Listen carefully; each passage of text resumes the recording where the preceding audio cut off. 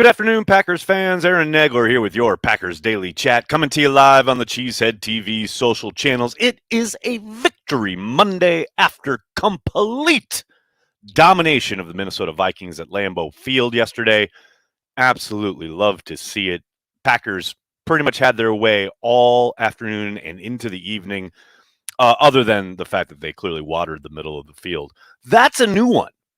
I don't know if you are privy to the Reddit conspiracy theory that the Packers clearly watered only the middle of the field to make Vikings receivers slip, clearly not affecting the Packers players for some unknown scientific reason. Man, the copium is vast and plentiful out in Minnesota yesterday and today. This is why you don't get too big over a week one victory. The season is long and takes lots of twists and turns. And I know Vikings fans were kind of feeling themselves after all those one-score victories, but this is why you don't strut when all you've done is hold serve.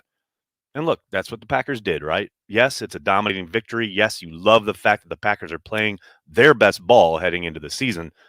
But look, it's just holding serve. The Packers did what they had to do to keep their season alive and to beat the Vikings, who were the team in front of them. But now all eyes turn to Sunday night. That's right, Sunday night football. The Packers playing in the final regular season game of the season against the Detroit Lions. And don't listen to anybody who says, well, if Seahawks beat the Rams beat the Seahawks, whatever happens, and the Lions might not have anything to play for. None of that means anything. A Dan Campbell team coming into Lambeau Field with or without playoffs implications, it's a dangerous team regardless. Look no further than last year in that final game where the Packers rested their starters after halftime and Dan Campbell's team pulled out all the stops with flea flickers and trick plays and fake field goals and fake punts and what have you.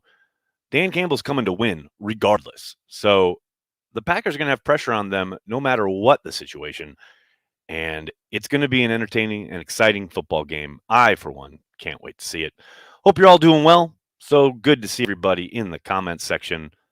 Look at all these fine folks. Most hated Minnesotan. What's up, man? Hope you're doing well. Colin, thanks for the super chat. Don't look now, but these Packers are a savage, physical, cohesive group, bullying rookies and vets alike. The violent, rhythmic motion behind Corey's back was the Green Bay Packers coming for a banged-up NFC.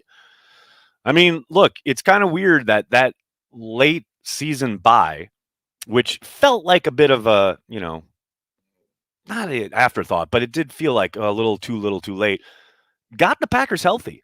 And to your point, yeah, there are a lot of other teams, including the Minnesota Vikings, who are dealing with a number of injuries that probably wish they'd had a later season bye. The Packers are firing on all cylinders. Now, it definitely helped that they got Kiesean Nixon out there despite the groin pull from the game down in Miami. I mean, you don't have to look much further than the 105-yard kickoff return. But, yeah, the Packers in pretty good shape as far as injuries go. And they've got a lot of battle-tested dudes to step in. Case in point, Zach Tom playing his fourth spot along the offensive line once Josh Nijman got injured yesterday. Tom came in, played at a very high level to the point where they didn't have to change anything on offense.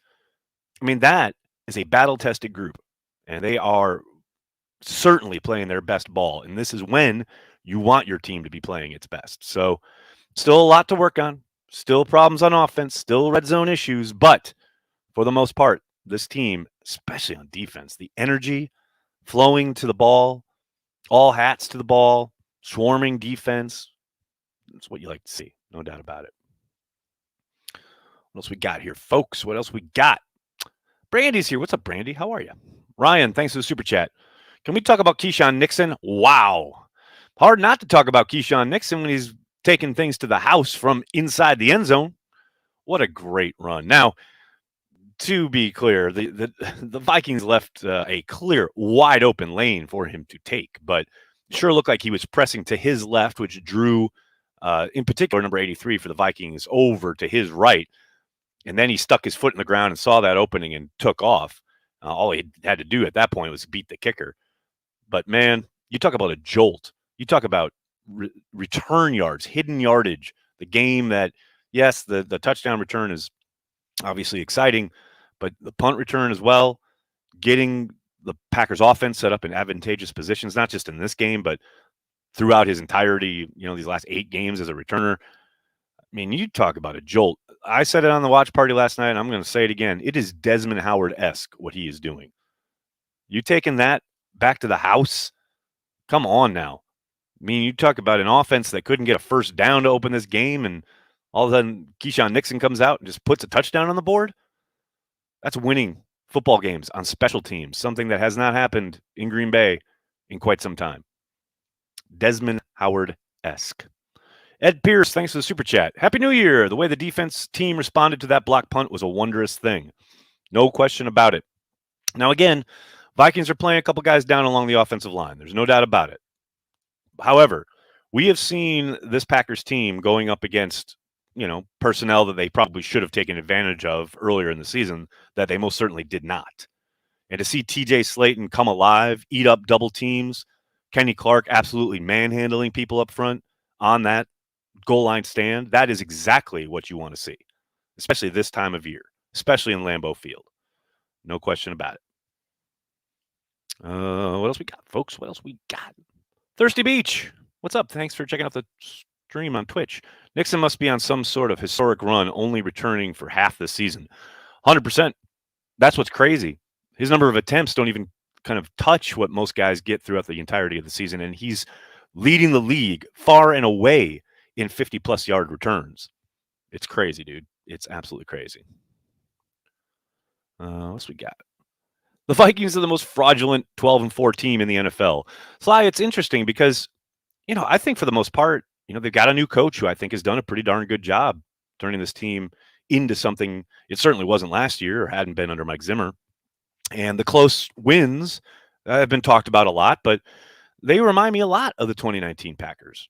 Don't forget, much like Matt's early years in Green Bay, and pretty much, what was talked about that season, especially, it was like, they win close games, and when they lose big. That game on the road against the Chargers back in the day, the games where things kind of spiral out of control. That seems pretty similar to Minnesota, right? I mean, you look at the Cowboys game that they got absolutely curb stomped earlier this season. Yesterday's game against the Packers. They've won a lot of close games, but when they lose big. Now obviously they've had some big comebacks, one against the Bills, the historic one against the Colts. But man, when they lose, it is ugly. That was the case yesterday. I tend to think, they're going to get into they're in the playoffs, and whoever they play, it's either going to be a close game or they're going to get curb stomped. That is their MO at this point. What else we got, folks? What else we got? Gary. Oh, wait, before I answer Gary's super chat, I also want to say regarding Minnesota, and my kind of point with that was they've got a good young coach. And you can call them frauds, you can call them whatever you want, but as a Packers fan, I don't like to see this team this kind of successful first year under their new head coach. Now, obviously, it's not, doesn't mean that this is going to set him up for some huge run of success, but man, they got a good one there. And as a Packers fan, I don't like it. Gary, thanks for the super chat. Big things to cheer and a lot of little things like Patrick Taylor taking out the legs of old Patrick Jones on the Aaron Rodgers run TD. Man, I love Patrick Taylor. You talk about a guy who just does whatever is asked. And, he came in a number of times yesterday because, Aaron Jones was a little gimpy after that long run up the left sideline. And again, my constant theme is always, do they have to change how they're operating when a backup gets in there? And they don't with Patrick. Now, obviously, they're not going to ask him to do, or they're not going to feature him the way they would with Aaron Jones or A.J. Dillon as far as running the football or receiving it out of the backfield. He'll get touches, but they're not going to call plays for him. But they don't have to change anything. Like, they know he's going to be there in pass pro. They know he's going to be able to pick up tough yards if they ask him to between the tackles. They know they can count on him. He is just a really, really good football player, and he contributes on special teams. I love Patrick Taylor. He is awesome. William, thank you for the super chat. Can they run it this well on anyone? Passing game will be needed eventually, and I haven't seen Rodgers really be Rodgers yet. Yeah, William, I think, all that matters is Detroit, right? And yes, they can run against Detroit. After that, who knows? In the playoffs, if they're in the playoffs, we'll talk about it then. But yeah, I don't worry about their ability to run against Detroit. But to your point about the passing game, yeah, there's still something not clicking there, especially early. Rodgers double clutching the ball, not really kind of hitting the top of his drop and letting it rip. I don't know what it's going to take for that to happen, but that needs to happen if they want to do anything in the postseason or even get to the postseason. It's going to be a cold one on Sunday night. Rodgers hasn't looked great in the cold as of late. He's got to get into a rhythm early. I don't know if it's like Brett back in the day where he's got to take a hit to kind of get him centered and kind of, ready to rip it and let the chips fall where they may or what have you. But, you can't continue to just count on off-schedule stuff. That first third down, it's a great throw to Aaron Jones, but that's a pretty low percentage play. Later on, they go 5 wide empty, off schedule, resets the pocket, hits Tunyon for a touchdown. It's great. It's awesome. Don't get it twisted. I love that. It's phenomenal. It's a once in a lifetime generational talent. But doing that later in the game is very different than coming out and operating the offense and letting it rip, top of your drop, opening sequence, openers, whatever. Look no further than the horrible sack he took it down in Miami on the second play of the game. Those things got to get better. Those openers got to get better. They got to play in rhythm. And it's not just Aaron. It's the protection as well. It's the routes being run by the wide receivers, but he is the trigger man. So, yes, to your point, if they want to do anything, that has got to improve. No question about it. Mario, thanks for the super chat. Aaron Rodgers really didn't have to do a lot. Glad they were more committed to the run. Hopefully, we see this game plan more often. Well, I don't know if you can really game plan for a tip drill pick six along with a 105-yard touchdown return, but yes, and as I wrote in Gut Reactions, the fact that this team can win this way, that they can be led by defense, that they can get contributions from special teams, and that Aaron Rodgers doesn't have to put on his Superman suit, that is a very good thing. That said, the deeper into the postseason you get, the more you're going to have to get better play from your quarterback. That's facts, right? But I do remember back in 2010, that final game against the Bears, they didn't look like anything on offense. That was a hard game to watch. And then they went on a historic run, all on the road to a Super Bowl, which included a out of this world, out of his body and mind experience and play from Aaron Rodgers in that Atlanta game. But, just because they're not like world beaters right now in offense, they can win in other ways. That is good. And that hasn't always been the case. In fact, it's very rarely been the case in Green Bay, Wisconsin. So you want to play your best ball heading into the dance. The Packers are doing so. They just need one more win to get in. What else we got, folks? Most hated. What's up, man? Damn right I'm the best I've been. Needed that win. You damn right. I'll bet you are. Every Packers fan living in Minnesota right now has got to be walking into work with a cigar in their mouth, man. God bless you. Andy, thanks for the super chat. Shout out to Guara. Love the dirty work he does in the run game. Man, amen. I love his kind of nastiness as the up back when they go I form or even offset I. He just roots guys out. And to your point, he doesn't get talked about a whole lot. Big Dog gets a lot of love for good reason, especially in that game yesterday. Big Dog was outstanding out on the edge on some of those outside pitch plays. But, yeah, DeGuara doesn't get talked about a lot, not going to make a lot of highlights, but golly, he does work in the run game. Really, really fun stuff. I love that Michael Irvin gets to eat a whole bunch of rotten crow.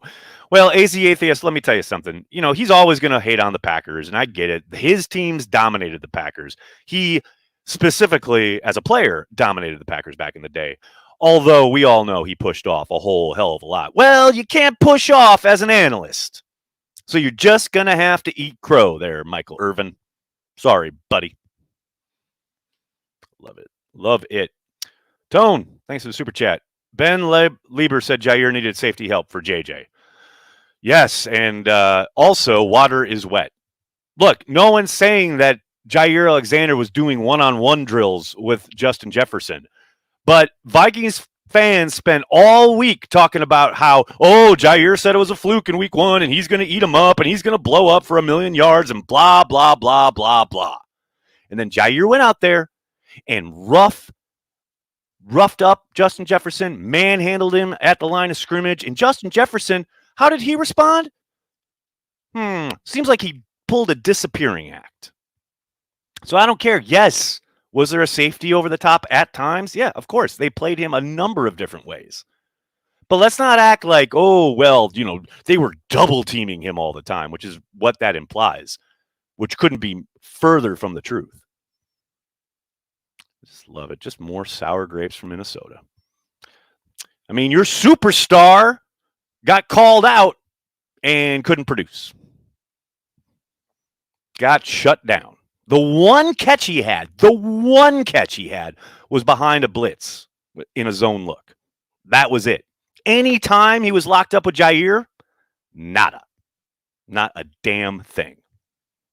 Live with that all off season. Enjoy. Hendrick, thanks for the super chat. Love to finally catch you live. Maybe the late bye was no mistake. They have been playoff mode for over a month. No more not getting off the bus. I couldn't agree more. We talked about that a little bit earlier. Late bye seemed like a kind of too little, too late thing at the time, but it's paying off, paying dividends now. No doubt about it. Thanks for the super chat. Really appreciate it. Joe, thanks for the super chat. 5 weeks ago, Packers were 4-8. They were 3 games plus the tiebreaker behind Washington for the number 7 seed. Unfreaking believable. No doubt. I mean, ultimately, though, you just got to control what you can control. And the Packers have had to win, and they have. And that's what, why I talk about, like, that's what I pay attention to. Because all that other stuff, it's amazing, but following it and worrying about it doesn't really do anything if the Packers don't take care of their business, which they have, which you love to see. TKM, good to see you at your post, buddy. It comes down to win 5 games. That simple. Go, Pack, go. Let's go back to Pappy Van Winkle fun. Happy New Year, Nags. Playoffs start now. There you go, buddy. There you go. Good to see you, brother. Hope you're doing well. What else we got? We got Sam. Thank you for the super chat.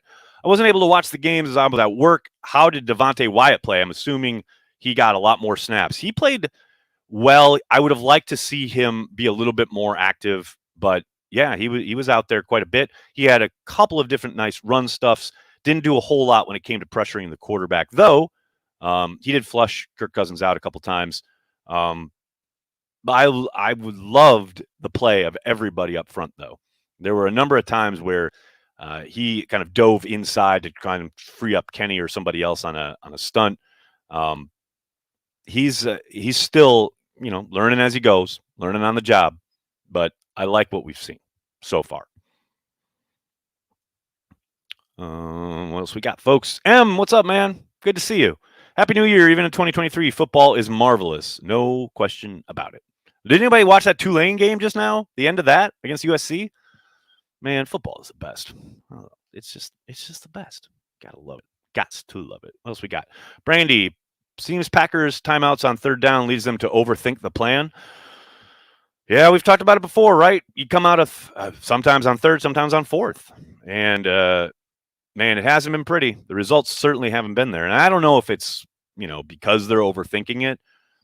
I tend to think, whatever the calls are, they've got reasoning behind them. And it's, very much a lack of execution in a number of these areas. And possibly those timeouts leading to the defensive coordinators being able to formulate their plan. And go, okay, what is their down and distance plan usually here? Like, what are their tendencies? Okay, we know they often do this, and we're going to plan for that, blah, blah, blah. Like it goes both ways. You get the break and get to kind of think and ruminate and decide on your strategy, but so does the other team. And that is giving them more of an edge at this point. Because to your point, Brandy, the Packers have not been incredibly successful coming out of these timeouts. Do you think Jair is going to travel with St. Brown? I think there'll be a little bit of that. Again, I don't think it's going to be absolutely exclusive, but yeah, I think you'll see some of that. And he did some of that in the first matchup, but it's never just set it and forget it, anything like that. But I do like the amount of physicality we saw from Jair at the line of scrimmage, and I hope we see more of that on Sunday night. Because to me, that's what it's about, like disruption, especially against a really good player like Jefferson, and St. Brown is an excellent receiver as well. It's what I talked about all first part of the season. Let your guys compete. Let Jair compete. Jair, man, he's a thoroughbred. Let him run. Let him compete. I'll never understand playing so much soft zones, playing so much off coverage. And look, at times, yes, there is a time and place for all of it. But first down, like regular flow of the game, let Jair compete. Joe finally did that yesterday, and you saw the results. It was awesome. So I'm hoping we're getting more of that. I loved Corey's description of the fireworks during the Big Bob touchdown. Yeah, I'll just say Corey was on one last night. That deliriousness definitely hit in at some point during that watch party with the lack of sleep and being up for over 24 hours. It's a crazy game. Crazy game. Vex, thanks for the super chat. Can Jerry Gray yell at 12 and the wide receivers now? Bad drops, bad accuracy. Such a weird season when I trust the defense more than the offense. I know Andy and I were talking on Let's Talk Football. Jerry Gray should have yelled at them, halftime of week 1. The passing game still fits and starts. I think, if you connect with Watson on one of those deep shots, it probably looks a lot different. But, yeah, it's frustrating. It's definitely not a well-oiled machine at the moment. It's not just Rodgers, though. To your point, there have been drops. There have been guys out of position. It's, at this point, though, you're heading into week 18. You are kind of what you are. It's not like you're going to snap 2 all of a sudden, but just a little bit more efficiency. And what's interesting, though, is like, say the first deep shot to Watson at the left sideline, right? Which, by the way, I think Rodgers puts in a good spot if Watson isn't interfered with past the 5-yard marker, which he absolutely was. But I don't mind the non-call because that's how they called it all game. And that's all I ask for every week is consistency with that type of officiating. And to that point, they were very, across the board, very consistent, allowing a little bit of contact, blah, blah, blah. So fine. But right after that play, incomplete to Watson at the left sideline, they got to have it. Rodgers flips it out, far hash to Lazard, easy, quote unquote, easy first down. So it's like, they can do it. They've got the plays. They can execute that. But they really want to push the ball down the field. They, probably meaning mostly Aaron, want to push it down the field. But teams are going to play a lot of too high shell, and you're going to have real issues doing that unless you get the running game going, make them commit those numbers, and then find some one-on-one opportunities. But we'll see. We'll see how it transpires on Sunday night. Ryan, thanks for the super chat. 36-year-old Mason Crosby hitting that 56-yard bank shot. Geez, special teams putting on a show. Man, Ghost and Curly Lambeau were helping them out yesterday. They definitely got but they got a few bounces to go their way, that being obviously chief among them. I mean, I love Matt's description, too. He kind of doubled down on it today at the podium. He was talking to Aaron Rodgers about a Hail Mary, and then he looks out there, and Mason's standing out there ready to kick it. So you let the old man go for it, and he got rewarded. It was pretty great. Corey, thanks for the super chat. Why bring up Ahmed to the roster and still not use him for kickoffs? Because he got hurt in pregame warm-ups, Corey. He hurt himself warming up. True story. I know. You can't write this stuff. It's not fiction. It's only reality. Allison, thank you for the super chat. Why do they say the Packers are dangerous with Wyatt, Christian Watson, and you got the veterans? Can't see how their names. Allison, you got a lot of stuff going on here in this here chat that doesn't make a whole lot of sense, but I'm gonna try and make sense. Why do they say the Packers are dangerous with Wyatt, Christian Watson, and you got the veterans? Can't see how their names. That's why they say the dangers. I was asking one. This is just my fantasy dream. If Devonte Adams were. Allison, did you use like some kind of like random word generator on here? I think what you're asking. Why do they say they're dangerous with Christian Watson? I was asking one. This is my fantasy dream, but if Devonte Adams were. So I think you're asking if Devonte Adams was still around, something along those lines.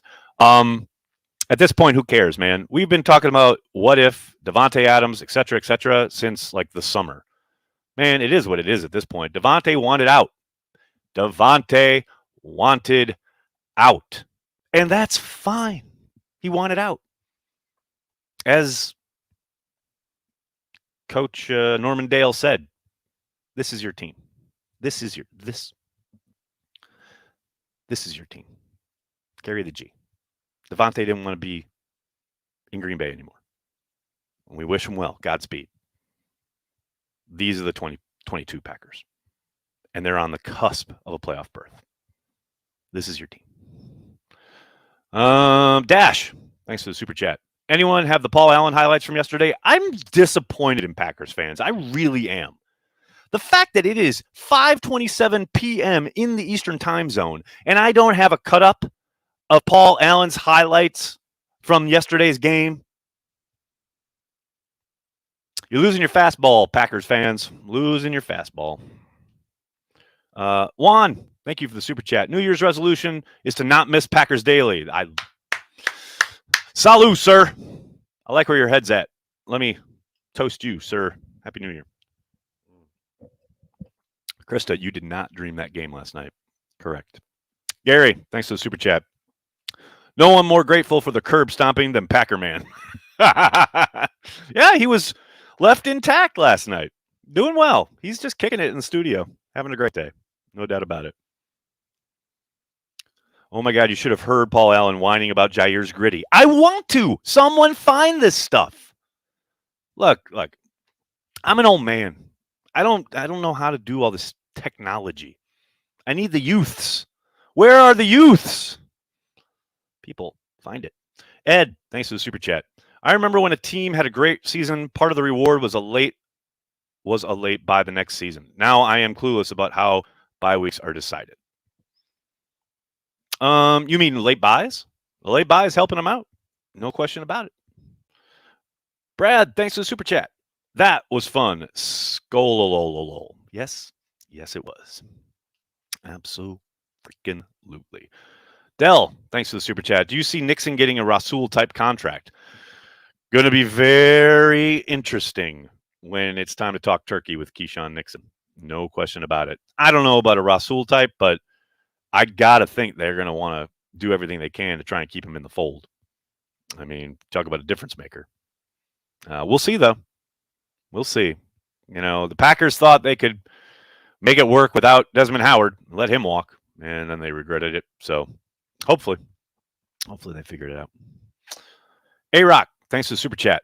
Nags, pure hypothetical, but if Adams were back next year, same wide receiver roster otherwise, do you think Rodgers could play empty set schoolyard football and see 2011 type success or not?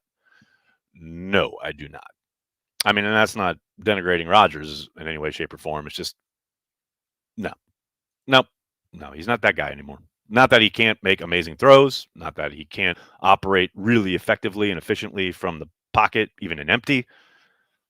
But no, teams would play a lot of too high, and he would have to, make some amazing throws from time to time, as he always does. But to be efficient like that, game in and game out, drive in and drive out, he's not the 2016 version of Aaron Rodgers when he was running the table. He can still make amazing plays, no question about it, but not with the consistency and not in that style that would be deemed necessary, even with Devonte.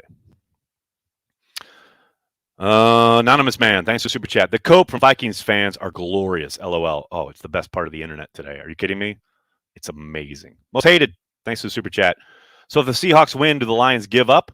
No, I think if the Seahawks win, the Lions are even more dangerous. Dan Campbell with nothing to lose is more dangerous than Dan Campbell playing for a playoff spot. Make no mistake. They're going to pull out all the stops regardless, but if they don't have anything to, quote, play for, man, fake punts, flea flickers, reverses, aliens coming down from other planets, count on it. It's all going to happen. All right, everybody, I'm going to have to get going. I can't thank you enough for hanging out, talking Packers each and every day, Monday through Friday, right here on Packers Daily. Oh, we got a last-second super chat from Joe. Now we know why Packers kept Preston over Z. Hey, I said it on Good, Bad, and the Ugly. The Packers had a choice to make, and they kept Preston. They made the right choice. No doubt about it. All right, buddy, I got to get going. Thank you, guys. I'll talk to you tomorrow here on Packers Daily. Check out Let's Talk Football with Andy Herman. Beer and Ball will be up sometime, hopefully tomorrow afternoon. Packer Transplants on Wednesday night. And Happy Hour. Cheesehead TV Happy Hour for Patreon members and Carry the G Club members here on the YouTube page. The information is on those respective pages for tomorrow evening. Can't wait to talk to you all. Thank you so much for hanging out, talking Packers with me. Please do me a monster favor. Hit like on this video. Subscribe to the channel. And then tell your friends and tell your family. Cheesehead TV. We are devoted to Green Bay Packers fans. worldwide. Thanks a lot, everybody. Have a great night. Go Pack Go.